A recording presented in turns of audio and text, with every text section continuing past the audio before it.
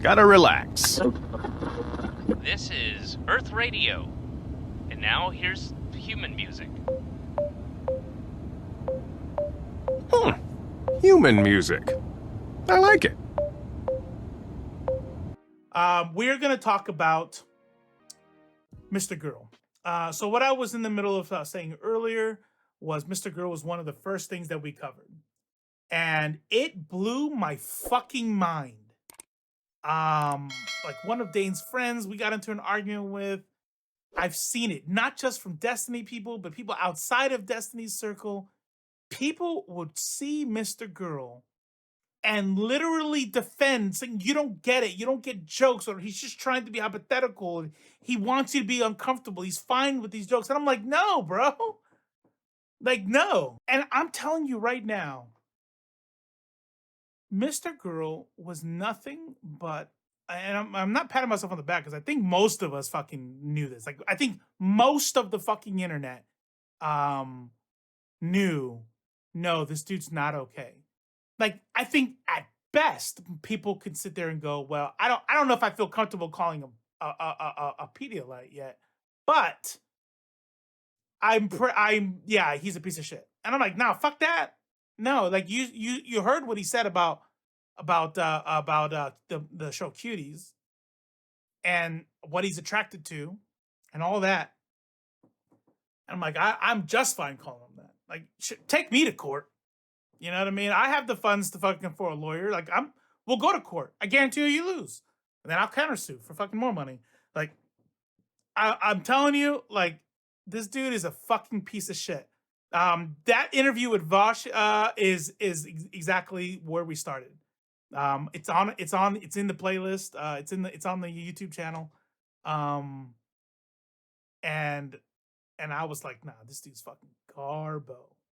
But people still defended him.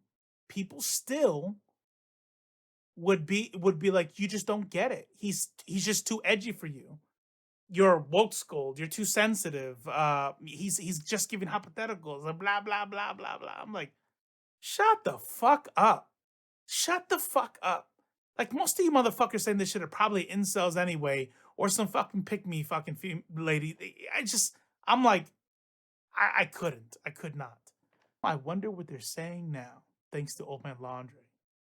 I wonder what they're saying now. Warning, the following video exploring the deep depravity of Max Carson, also known as MrGirl, contains extremely disturbing footage and imagery, including depictions of domestic abuse, sexual assault, exploitation of minors, bestiality, and more. The producer of this video does not endorse any of the views expressed or actions taken by Mr. Carson. If you know anything about...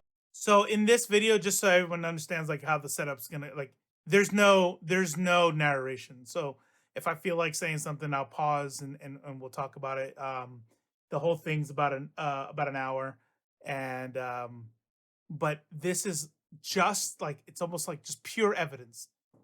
No one's gonna, the guy does not cut in. He doesn't do any voiceovers for anything. He's just like, you know what?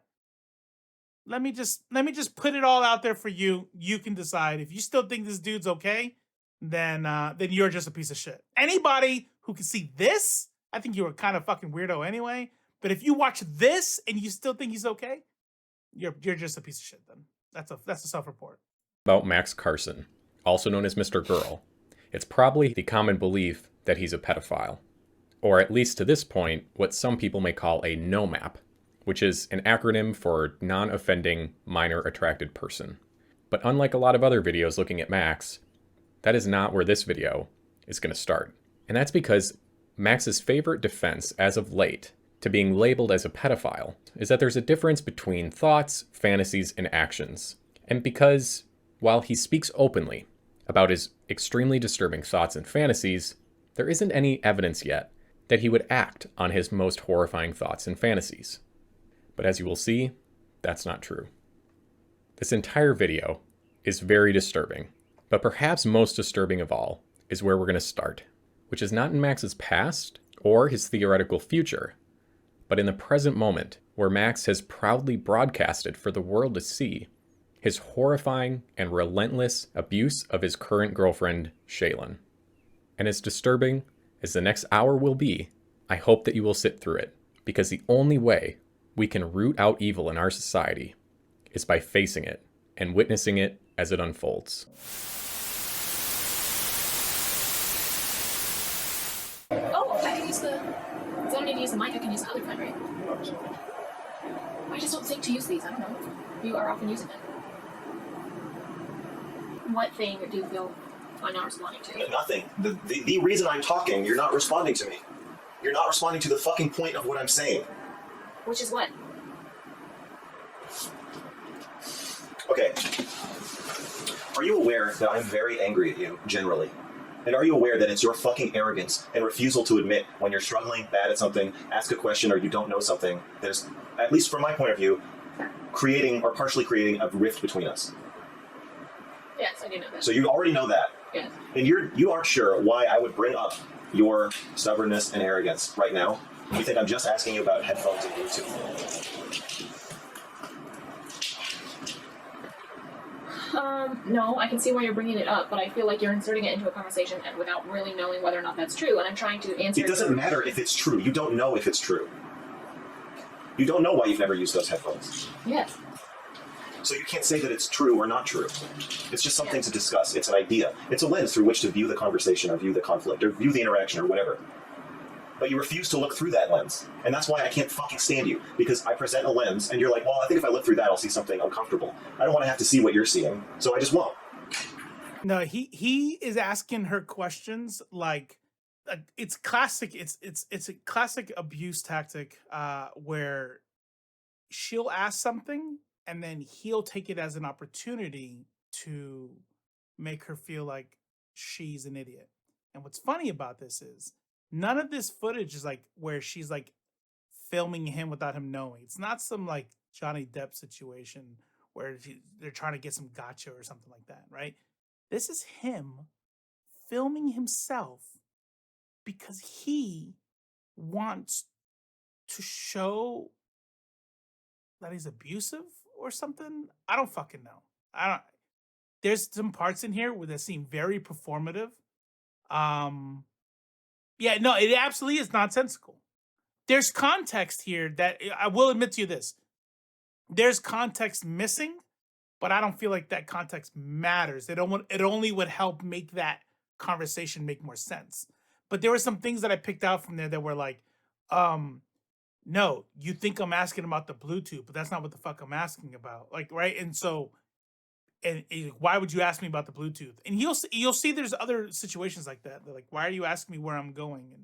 And clearly there's something else happening because he goes, just talk about your feelings. And I don't get the full context. I don't get what he's actually trying to accuse her of. But I think the idea is just the fact that he's just an abusive piece of shit that's big on gaslighting and manipulation. You're being fucking awful to me. I don't think that wearing a pair of shoes that's easy to put on is being awful to you. You're a fucking idiot. Okay. That's not the part I'm talking about, you fucking moron. And what part are you talking about? Fuck you. The denial? The being a fucking asshole part. The part where you are being a mean bitch. Where would you like me to put your items? Just leave him there. Leave 'em here? Yeah. Okay. See, she's openly videotaping. This is for a project. She'll mention later, like I don't want to look back at this. I don't want to be on this project anymore. This is, and I was gonna say it at the end, but I'll just say this, I'll say it right now. I'm calling it. He's gonna say this is a performance. He's gonna say this is like dark satire or something. He's gonna say that this is not real. And that's why he was acting like that when she was obviously filming. But I don't think that's what it is. I think this dude is so fucked in the head that he knows he's a fucking abusive piece of shit, and he gets off at making other people uncomfortable. Like he loves that this is happening right now. You know those like those kinks that some people have, the shame kinks, where people are out there. I don't know if has anybody seen Succession? If you've seen Succession, By the way, if you haven't, super fucking good. You should watch it. But there's a character on there who's like, yeah, fucking call me a piece of shit, right? And these people are usually like their parents hate them. They fucking had horrible relationships, were abusive, were told that they're pieces of shit. And then when they become, because they don't develop correctly through sexual maturity, that actually becomes a kink to where they want fucking people to shit on them. Not literally, sometimes literally, but in this case, I'm talking about like talking shit about you to get off. I think this motherfucker loves that everyone thinks he's a piece of shit. I think he loves this. And the last 4 numbers on your card? I think It's his card. I left the card over there if you want to look at it. I think it's $1 and $10 for you. No, we don't take tips here. Thank you, no. Liz, Yes, sir. you have to take it. I am not taking it. Was I being mean the whole time or just since we got on the call? Yeah, and so, yeah. The only difference I see here is I think he knows he's a piece of shit. Those parents that you see, like you saw that one where the dad fucking broke the laptop and shit. I think they feel good. Like they think, yeah, I'm gonna show the world. Let me record this. I'm a great parent. This is, kids these days, these discipline, right? And they don't realize that the whole world is looking at them in horror, right? I don't think he thinks that like this is a good thing. I think he knows he's a piece of shit. He knows he's a horrible person. He wants to put it all together. He's gonna do some like weird, dark lit, fucking melodramatic kind of talking, and it's gonna be talking about some dark shit. And he's the one filming it. I don't know. He's doing this on purpose. God, she looks so miserable. The video fucking horrifies me. I hate it. I think just watching the video makes me just feel like everything is. This is where she's like this is the project. This is like the whole thing they're doing. So, and she doesn't call it like the performance. She doesn't call it like, oh, this film we're doing. Like it's a project. He wants to collect all his abuse. Whenever we're talking about something and then I am having a reaction to it that you feel is horrible, I'm having like I feel like what's happening is that I'm having like a trigger response, and I'm like either my brain is like flooding and I just can't think straight because I'm having too much anxiety, or I'm like I just feel like my stutter is like a fucking PTSD thing and you're just making fun of me and it's fucking horrible. It's like, no, I'm not like trying to stutter just to piss you off. Like, fuck you. Like, it's horrifying to me that you are making fun of my like PTSD response to what you're saying, and then you're like fucking like later watching the footage of yourself like berating me over my fucking like trigger response, and you're just like laughing and you're just like, nah, and then like in the fucking comments people are like, Shaylin's a psycho, why would she put up with this? And it's like, well, I don't know why, it's fucking horrible.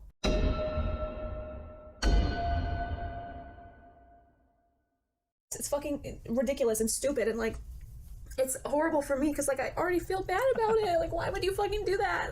I mean, I know why because you explained it to me, but it's fucking horrible. I want the explanation. Like, what is the explanation? Like,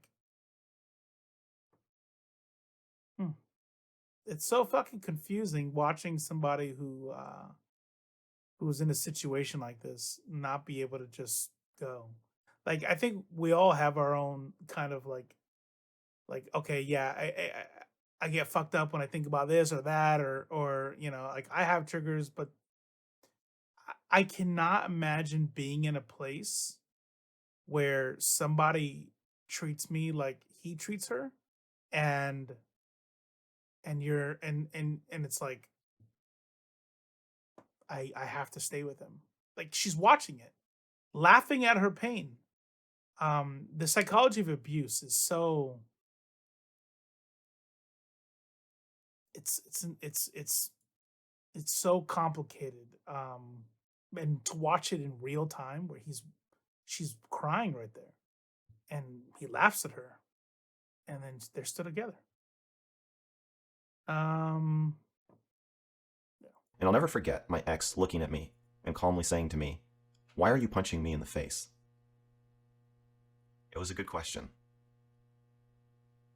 I'll add, for the sake of honesty, I did punch her in the face. So in my case, hitting women over the next several years from that point on, when I first came out as an abusive piece of shit woman batterer to my family, I told my father, listen, every time we come visit you, we end up getting into some physical altercation at your house after you go to sleep. When we go back to our room, we're basically fist fighting for like an hour every time we come visit you because you're so demeaning to me and you mock me and you treat me like a fucking loser. check this shit out. Like now, I mean, is this? Are we supposed to feel sorry for him? An hour every time we come visit you because you're so demeaning to me and you mock me and you treat me like a fucking loser in front of her. And she doesn't want to see me that way, and I don't want her to see me that way. And I don't stand up to you, and it's humiliating, and it makes me hate her because she's watching it. So I need you to stop doing that. Eventually I realized, like, I basically have to choose. So I left my family. Now, the relationship fell apart later anyways, but I had to leave because I could see what kind of person it was turning me into. I will also add that one thing that confounds all of this is that I have definitely noticed some arousal in women after being violent towards them. Trigger warning. What's about to come up? God, dude. It makes... This is how I know cosmic justice, karmic justice. This is like every time I see shit like this, I know it's not real. Like there's so many examples of such profound levels of fucking garbage that, and nothing will happen. Nothing could happen. Yeah. Makes it pretty hard to break the cycle. Oh, but you can't ever hit them. But they can hit you. Yeah. And then he listens to me, by which I mean he agrees with me. Okay. And he's taller and sexier than me. Oh, you're just mad because you can't get laid. No one would ever fuck you, MrGirl. At this point, I don't know if I hate women because I'm gay or if I'm gay because I hate women. Women. Can't live with them, can't kill them. But honestly, all this shit wouldn't be that bad if you could actually take feedback. And we could talk about it. Maybe if you stop playing the fucking victim all the time and start thinking of men as human beings, I'll hate you just a teeny tiny. You see, like there's a trend here. There's a pattern in some of the things. If you watched any of his other stuff that he's done, he'll say things like, "Why are you mad at me? Like you should be mad at, like, for instance, let's just take the cuties thing. It's like, oh, so for the cuties thing, they wanted the 11-year-old to be attractive and it worked on me. Why are you mad at me? That's cutie's fault. Why are you, like, in this particular case, why are you mad at me? She's the one who's staying with me." Or that feigned kind of bullshit pseudo-intellectual garbage that is super popular amongst fucking pieces of shit, where you're like, I don't, like, why are you being so emotional about it? Like, let's have a conversation. If you could understand your part in it, then we can kind of talk this out and you'll see why you're actually part of the problem. Same thing with listen to what he has said before. In his talk with, if you watch his talk with Destiny, and he starts talking about like oh, the reason why or on Stardust, oh, well, the reason why I'm willing to talk about it is because what happens when you don't talk about it?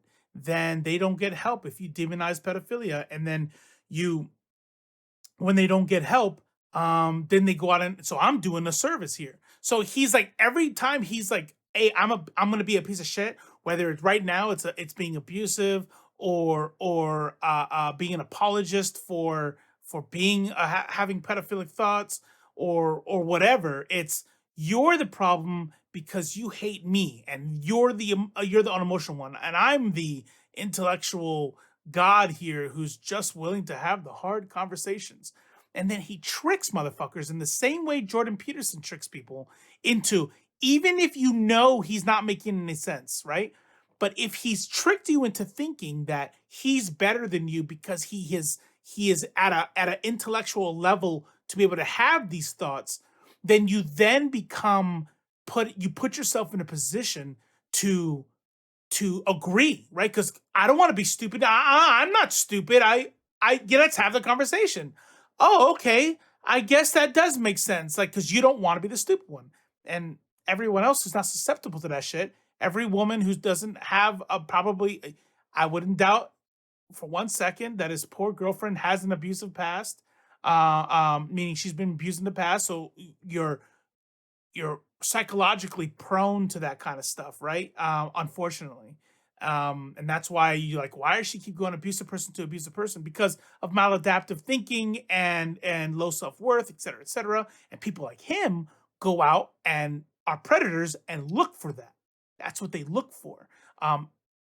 Any other woman that, was fortunate enough to not have an abusive upbringing would look at that and go, fuck you, hang up, delete it, like this crazy bitch, right? Most other individuals will look at this shit and be like, well, you're just not smart enough to have these conversations. Fuck you, spit in your face, beat your ass, or fucking walk away from the conversation, whatever it is, because there's no sort of like, you're not gonna fucking make me feel dumb because you're willing to have a conversation about why you think 11-year-olds are hot. But the kind of people that fucking Jordan Peterson reaches, they listen to this stuff and they're tricked and they're like, no, you're just not. I get it. I'm smart like him.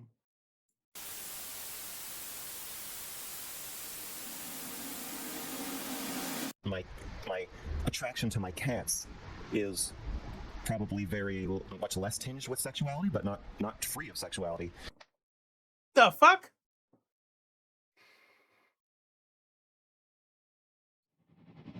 I tried to get my cat to pleasure me when I was 13. That my attraction to my cats is probably See, there it is. There it is. Look at the title.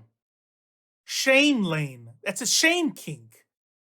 He's not lying, right? This is not a performance. It's not satire. It's his kink. Like, he loves it.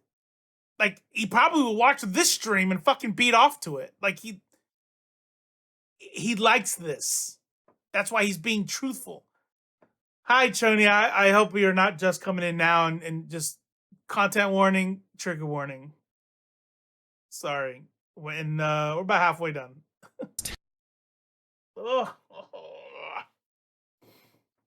Okay, so if you want to watch babies crawl around, or you want to watch 100-year-olds, we'll start at 100. So basically everybody, and everybody all the women on the planet have to work here. You know a lot of people.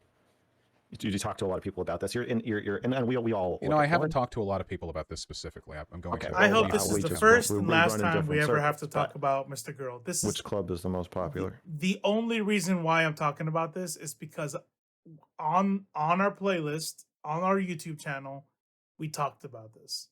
And while most people, 99% of people, are, you know, this guy is a piece of shit, there was a couple that were like, well, I think he's just asking hard questions, hypotheticals, yada, yada, yada. I want this to be a companion to the first video. And there should be no fucking conversation. I would fucking love the people who platformed him and didn't challenge him and said he wasn't a pedo and all this fucking shit. Like they should absolutely fucking apologize. They should say I was fucking wrong. They should fucking delist their fucking interview where they're laughing and joking with him and fucking and saying, well, it was a great interview and it was interesting. Yeah. I don't even know by what category you would distinguish into that group. Okay, but you don't want to say the number. I don't have a number. Do you have a number? Is there a number you're looking for? I think it's. Well, I suppose we'll leave it to the historians to judge. I feel bad about myself for being attracted to younger women, but I'm not attracted to their fucking brains. I'm attracted to the fact that they haven't had a chance to ruin their fucking bodies yet. You know? I just want a 35-year-old brain and a 15-year-old body. Maybe 16. I think it would be 14 at first, and then it would move up once the novelty wore off. I think it would be 15 or 16. Is this consideration in line with your desire to empathize with pedophiles, or is it something more personal than that? I just want a 15-year-old body. I feel bad about myself for being attracted to younger women. What do you mean by that? Well, I mean, you sound like a pedophile, not a person who wants to promote empathy for socially misaligned people. I completely respect if you are not for capital punishment. Giving the state power, blah, blah, blah, imperfect system. No one is ever going to convince me that there aren't people who absolutely would be better off dead. This whole like, oh, well, one death doesn't, just adds to the death and blah, blah. I don't believe in any kind of fucking metaphysical bullshit about valuing life or whatever. I'm a humanist because I think that's what's better for the community, what's better for our species, right? I have hormones that drive me to love and to care about things, right? The hormones and evolutionary drives that this motherfucker's clearly missing. I absolutely believe, without any hesitation, without, I'm not trying to be melodramatic, that some people just need to be put in the ground. People. I feel bad about myself for being attracted to younger women. Why do I sound like a pedophile? Because you're dedicating a considerable amount of thought to the subject of what type of underage girl people would be most interested in. What color, if you had to guess what color their underwear would be, Vlash, what would you say? Yeah, No, okay. I'm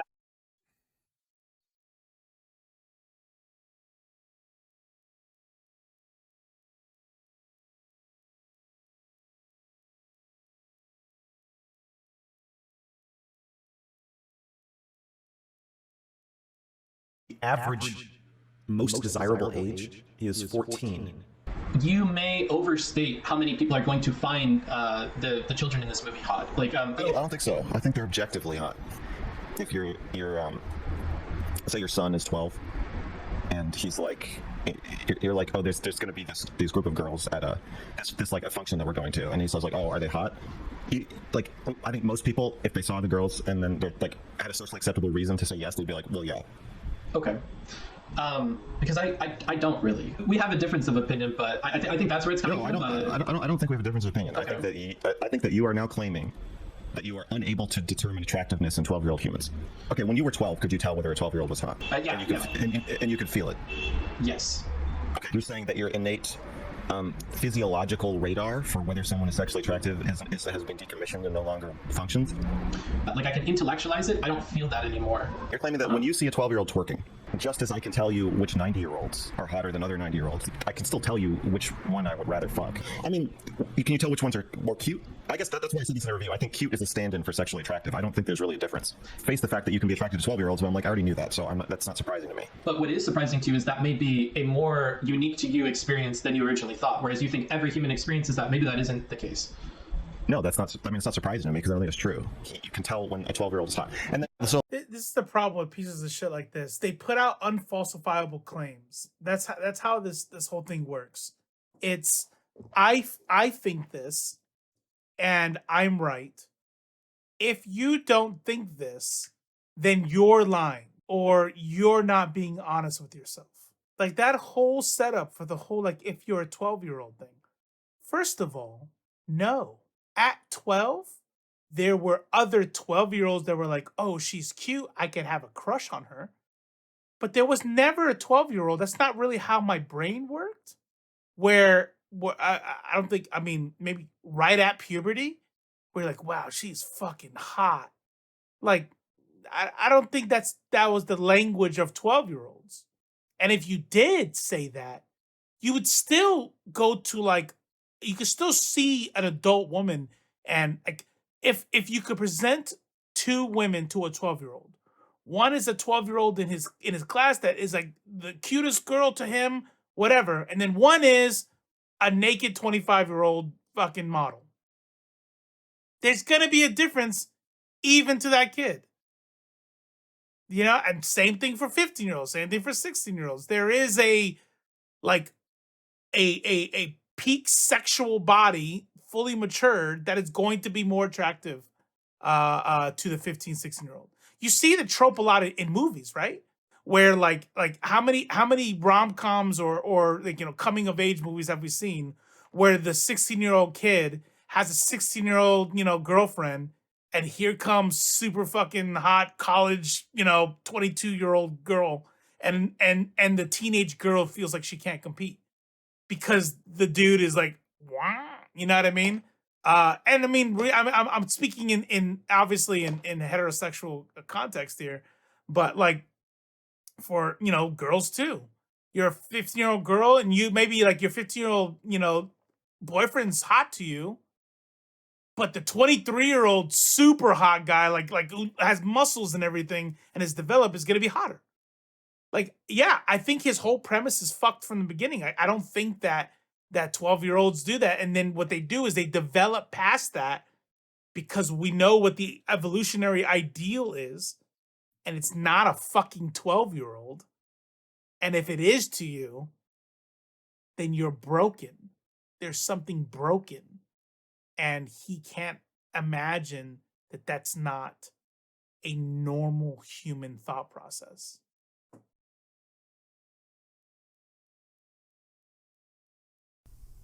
More trigger warning. He's going to describe how he more or less raped somebody. Not more or less. He just did. Semi-admit to technically raping someone because it was taken down 2 months ago. Okay. Well, here's the video. I hope you enjoy it. The public dialogue about rape and consent is spinning off into wild, bizarre directions. People are trying to get a handle on what's going on, but for some reason they want to do it with very simple ideas and catchphrases. Yeah, that doesn't really work for me. As a rule, I don't have sex with enthusiastic people. Yeah, that's more like it. Yes means yes. Is that always true? Do you really never say no in sexual situations when you really mean yes? Here's a story. A couple years ago, I matched with a woman on Tinder. We got frozen yogurt. She came over. We got naked. I got naked. Then we both got naked. We started making out. Finally, I get her on top of me. I put my dick in place, like right at her vagina. And I'm like, all right, let's do this. She holds perfectly still and says, I'm not ready. Clear as day. No mistaking her meaning. She doesn't consent. But she has this look in her eye. Like she's daring me to just push it in. Like I'm some kind of pussy if I don't. I could have been imagining that. But I grabbed her shoulders and pushed her down onto my dick. She liked that I did that? I think so. She probably had mixed feelings about it. Was it rape? Yes. She told me not to, and I did it anyway. That makes it rape. Did the cops show up later? No. It's rape. But I don't feel bad about it. Telling college girls to be mindful of what they drink and possibly even what they wear is victim blaming. A college girl should be able to get blackout drunk, wear a short skirt with no underwear, and crawl into a halfway house for sex offenders and not worry about getting raped. Here's where I'm a little confused. So riddle me this, normies. If you leave your pussy or your dick unprotected and I fucking steal it, how is that my fucking fault? All right, now that the normies are gone, let's talk about some real shit. All sex has some component that is non-consensual. Stuff just happens, okay? There's always some element of coercion. People are too complicated for it to be a simple yes or no. There's always some part of you that doesn't want to have sex, but you do it anyway. You aren't going to know if you made the right decision until later, if ever, if there even is a right decision. And this makes sex and rape a lot more complicated. Rape isn't like murder. Most people don't want to get shot over the contents of their wallet and dumped in a trash can. Am I saying that rape victims want it on some level? Unfortunately, yes. And that's probably the reason rape is so psychologically destructive to people, because some part of you does want it. And here's the other thing about consent. It's pretty boring. This stuff was all available. He was posting this out there on his blog, on his channels. This stuff was available to see. And people were acting like Merrick was like this melodramatic woke scold or something when they were saying that the way Stardust and Destiny handled these conversations with him was unreasonable. No, what she was saying, that them doing that was a bad thing. That he is not somebody to be entertained and taken seriously. He is a bad person. He is harmful. He is dangerous because of the way that he gets into people's heads. Like if you think about, he's very much in line with, right? I mean, let me finish. I don't think he's as dangerous, but I said it before. I'm gonna say it again. The way that Jordan Peterson gets to people is by saying normal good shit that like, oh yeah, okay, I see that. And then once you respect him and you're a fan and you're part of the community, now here comes the bullshit. Now, for Jordan Peterson, it makes you a misogynist, or he makes you fucking blame women for your problems or whatever the fuck, right? In this case, it is so much fucking worse. And needs a lot less consent and a lot more rapiness. All my favorite romance scenes in movies are kind of rapey. And also in real life. I'm sorry, it's boring when someone is like, oh, MrGirl, you're just the best.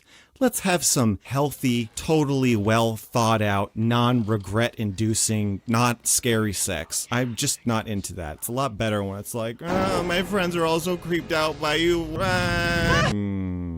Rape is human. Rape culture is human culture. And if you can accept that, instead of going into sex thinking, this is totally consensual. I have consented, and this other person has consented 100%. You can open your fucking mind a little bit. We demand that women convince themselves they are 100% certain they want to have sex every time they do. All we're doing is telling them to lie to themselves, to simplify their emotions, to bury their pain and confusion even deeper. My shitty parents actually thought they could stop my sexuality from becoming creepy and violent by not letting me watch rape scenes in movies. But all that accomplished was now I feel guilty about my rapey thoughts.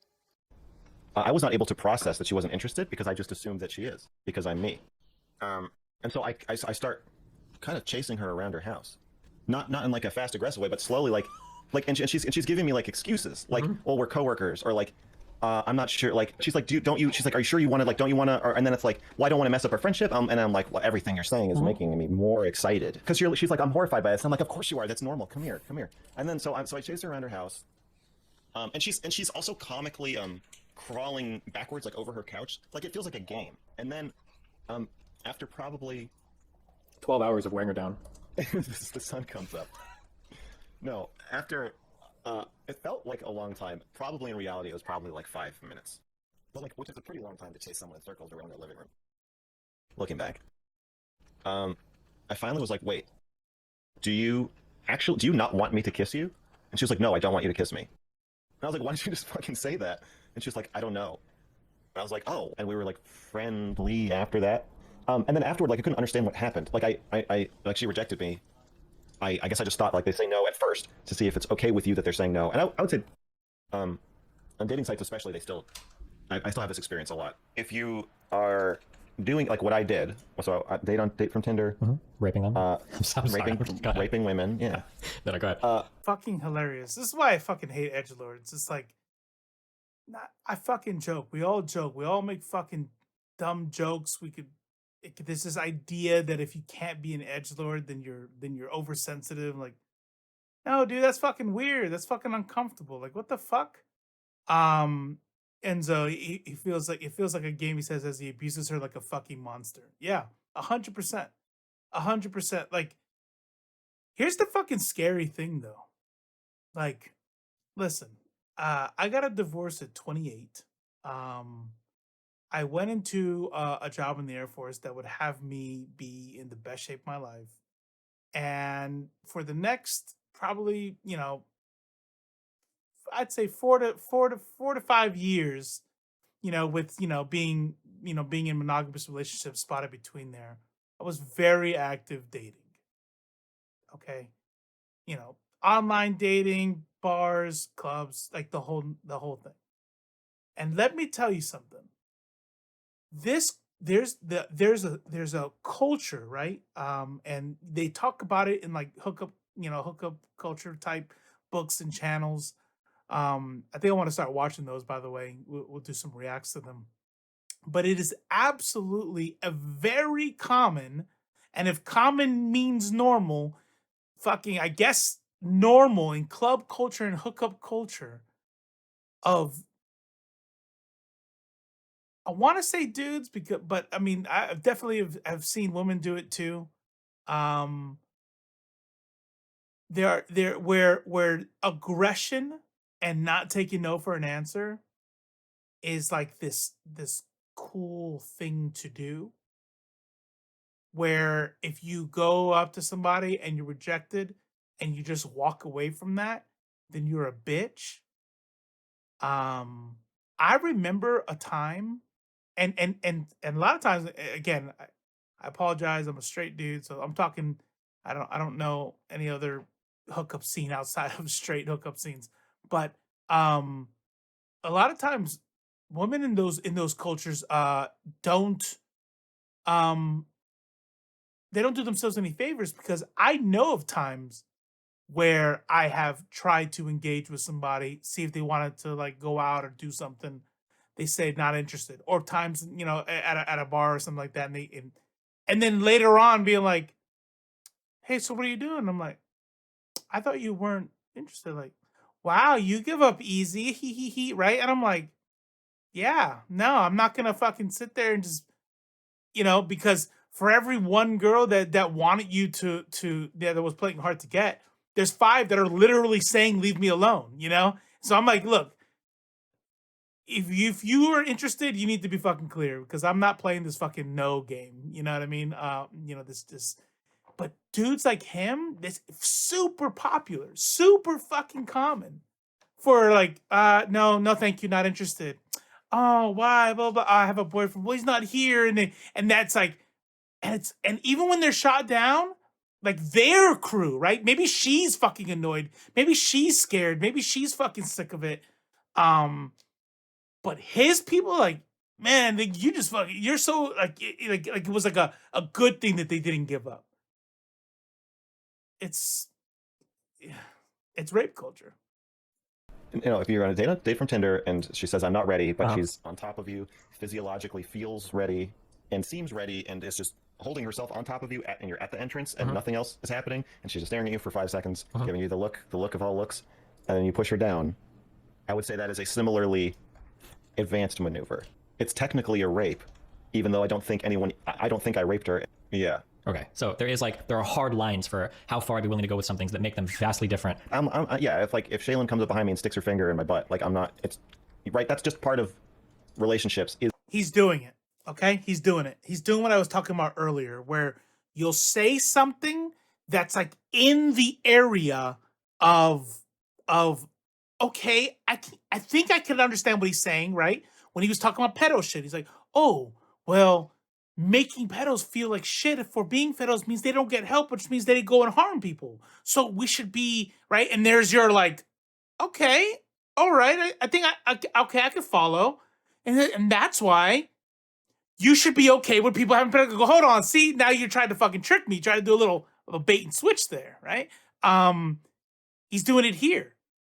Like, I don't care what anybody says. There have definitely been times where like between married couples, where you squeeze their butt or you know, you get your dick grabbed and like, and it's not the same. Like, he's trying to equivocate, like, oh, so if I, you know, sometimes you come up and, you know, sometimes the relationship kind of changes and sometimes it makes sense. And so people are like, yeah, okay, yeah, no, I get that. Like, sometimes I'll be funny and go honk to my wife or something, but, and that's not abuse, right? Okay. And so you start like making these like, oh, so the lines are blurred. I'm like, yeah, and they're only confusing for a sociopath. Like, it's super fucking clear when you're in a situation where it's, oh no, and then just kidding, get your ass over here because I'm trying to fuck. That's dangerous. And I definitely teach my son, look, there may be those times where you might meet somebody playing, I don't know, doesn't fucking matter. It doesn't. You know, because the chance that she's not playing hard to get and you're misunderstanding is enough. Like, and it's not in the context of, and you'll get in trouble. No, fuck that. Like, it's not about getting in trouble. It's about, like, what if you're wrong? What if you thought it was her playing hard to get? Or what if you thought it was somebody was saying like she was trying to be teasing, but you guys are already in bed, so of course you go through with it. What if you're wrong? Now you've just done something fucking horrible to her. Like, so you hear the words no, playful or not, you fucking don't. Because it's not worth the risk of fucking doing that to somebody. So, because this is not super uncommon, he'll take that, hope that somebody, you know, he'll kind of shut, you know, like, right? I mean, hasn't this ever happened to you? And somebody in there, right, can go, okay, yeah, I see that. Well, isn't that technically rape? I'm like, and some idiot might go, well, yeah, okay, yeah. Do you see how it's complicated? Do you see how that it's not all the same thing and blah, blah, blah. And I'm like, no, bitch, super fucking easy. Super easy, not complicated. Not complicated at all. If she says no, you don't fucking do it. It's easy. Is that complicated? But just a little bit further, if you listen to what he's saying, he's not saying that there are situations in which technically people would call rape, but they're not actually. He's saying, I don't even want enthusiastic consent. That's what I mean about that draw, right? That kind of like, get somewhere that somebody. Because even in my story, like the whole like teasing, no, don't, but you really do, right? I'm sure there's people out there like, I've never fucking seen that. That's never happened to me. I'm like, okay, all right. But somebody has had that happen to them.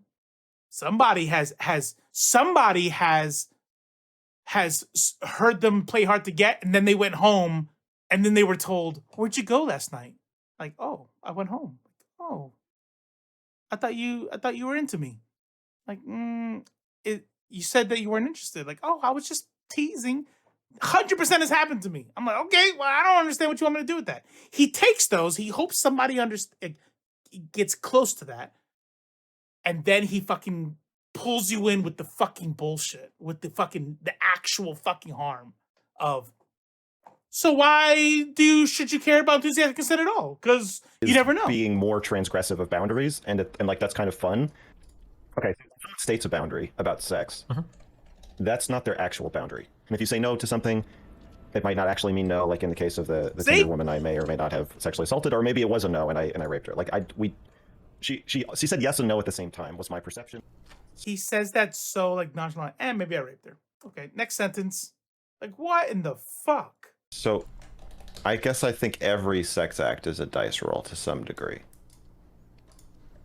Okay. And that we're at some point we're gonna have to have a. So, let's give some advice. Okay. Right? Because we've got some less experienced folks watching. Sure. Right? Yeah. I think sex is always a bit horrific to some degree, sometimes to a small degree. But usually somebody looks upset or feels upset or is confused or scared or sad. And that, to me, that's been my experience of, I think, all sex I've ever had. Jesus. Okay. Like, I've had sex with women and had them just, like, burst into tears afterward or during. Do you think that your experience with sex is more the norm, or do you think it's a little bit off the norm?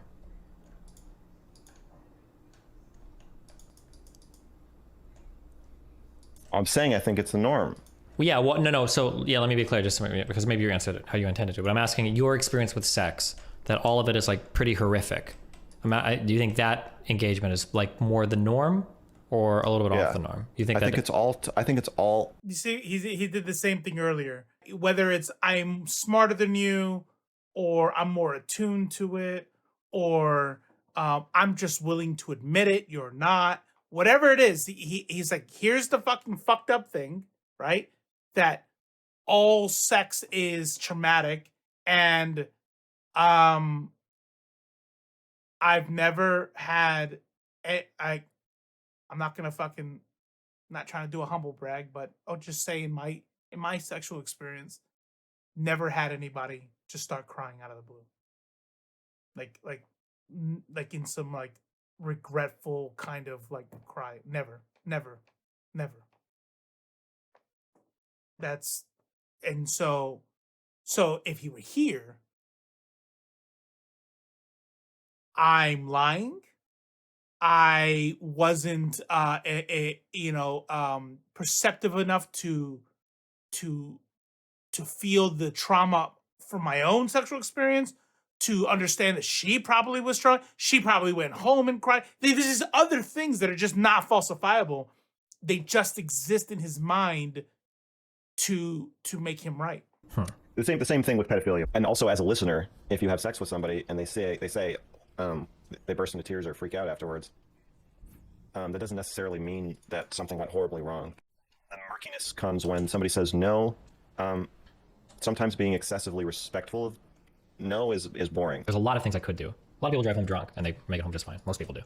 But that doesn't mean it was a good thing, right? There is a time I was wrong. Okay. Do you want to... Is this the last stream you're doing? No. I'm just getting started, baby. Smug black women irritate me when they talk. How weird is it that seeing that title card come up was like almost relief? Like, okay, yeah, some normal shit. Please, just tell me you hate fucking Mexicans or something. That was too much. I need some normalcy. Campus paper for Colorado University has sparked some controversy.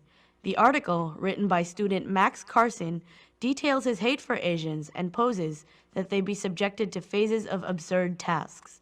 For example, Phase 1 suggested catching Asians with large butterfly nets and dragging them into apartments for further What? phases, which include forced binge drinking, useless games, and house redecorating, as some sort of cultural washing and indoctrination. More recently, you characterized Ms. Carson's column as satire, a commentary on racism. In candor, it is difficult to find the humor and commentary in what appears to be nothing more than attention-seeking stunt carelessly laced with hate speech. If satire is the intent, it fell abysmally. So I'm telling you, satire is a difficult literary form, and even the best writer occasionally finds his or her readers misguidedly accepting ironic or sarcastic statements as fact. So I'm telling you, I'm calling it. He's gonna say that this whole thing, especially the first part of this whole deal with him and his girl, that it's a project, it's a performance project. He doesn't actually treat her like that. He didn't ever actually hit his ex-wife, or he didn't ever actually like rape anybody. He doesn't actually think 11-year-olds are hot or whatever. Something's gonna happen at some point where he's gonna be like, it was all a performance piece, just like Alex Jones and the lawsuit with the child custody. Indoctrination into white American culture.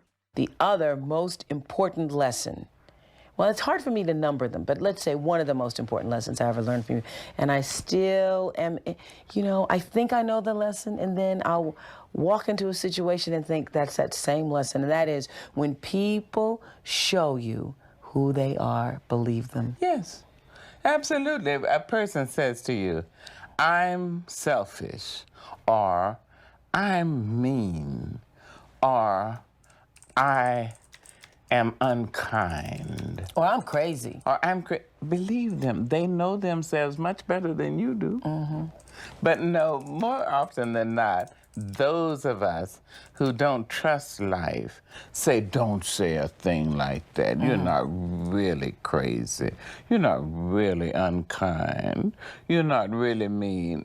And as soon as you say that, the person lets you know and shows you, I told you. Mm-hmm.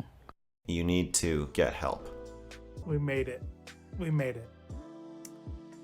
I would like to promise that we'll never talk about MrGirl again, but I already fucked that up because last time we were supposed to not talk about it again. This was something that I felt needed to get put out there, and I think it is. I think it was important. I think it was a fucking awesome video, and I definitely think that Old Man Laundry, that needs to be. Everyone needs to check that out.